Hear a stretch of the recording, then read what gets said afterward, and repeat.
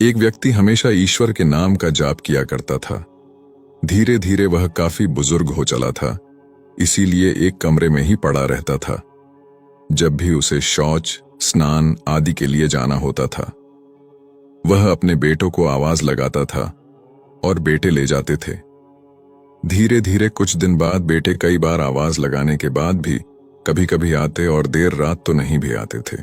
इस दौरान वे कभी कभी गंदे बिस्तर पर ही रात बिता दिया करते थे। अब और ज्यादा बुढ़ापा होने के कारण उन्हें कम दिखाई देने लगा था।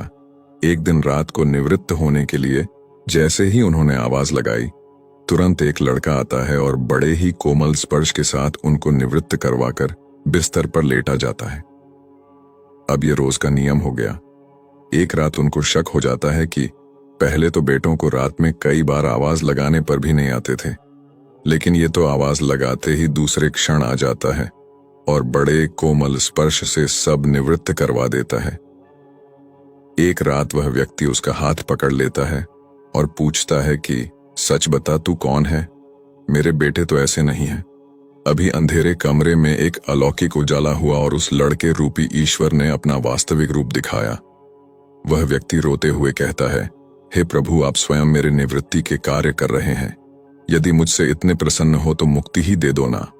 प्रभु कहते हैं कि जो आप भुगत रहे हैं वो आपके प्रारब्ध है। आप मेरे सच्चे साधक हैं, हर समय मेरा नाम जप करते हैं, इसलिए मैं आपके प्रारब्ध भी आपकी सच्ची साधना के कारण स्वयं कटवा रहा हूं। व्यक्ति कहता है कि क्या मेरे प्रारब्ध आपकी कृपा से भी बड़े हैं? क्या आपकी कृपा मेरे प्रारब्ध नहीं काट सकती है? प्रभु कहते हैं कि मेरी कृपा सर्वोपरि है, ये अवश्य आपके प्रारब्ध काट सकती है, लेकिन फिर अगले जन्म में आपको ये प्रारब्ध भुगतने फिर से आना होगा। यही कर्म नियम है, इसलिए आपके प्रारब्ध मैं स्वयं अपने हाथों से कटवा कर इस जन्म मरण से आपको मुक्ति देना चाहता हूं। ईश्वर कहते हैं प्रारब्ध 3 तरह के होते हैं। पहला मंद, दूसरा तीव्र प्रारब्ध तथा तीसरा तीव्रतम मंद प्रारब्ध मेरा नाम जपने से कट जाते हैं। तीव्र प्रारब्ध किसी सच्चे संत का संग करके श्रद्धा और विश्वास से मेरा नाम जपने पर कट जाते हैं, पर तीव्रतम प्रारब्ध भुगतने ही पड़ते हैं। लेकिन जो हर समय श्रद्धा और विश्वास से मुझे जपते हैं, उनके प्रारब्ध मैं स्वयं साथ रहकर कटवाता हूं और तीव्रता का एहसास नहीं होने देता हूं। प्रारब्ध पहले रचा पीछे रचा शरीर, तुलसी चिंता क्यों करे, भजले Shri Raghubir. Destiny was created first and the body was created behind।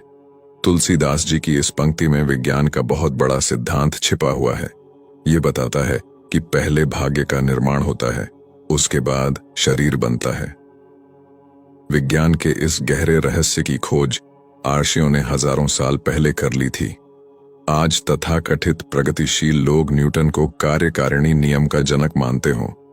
आप विचार करें तो पाएंगे कि हिंदू हजारों साल से इस सिद्धांत को जानते और मानते रहे हैं। न्यूटन का सिद्धांत है कि हर क्रिया के विपरीत समान प्रतिक्रिया होती है। हमारा अध्यात्म कहता है कि जो बोओगे उसे काटना ही पड़ेगा। मनुष्य लाख जतन कर ले, कर्मों के फल से बच नहीं सकता है।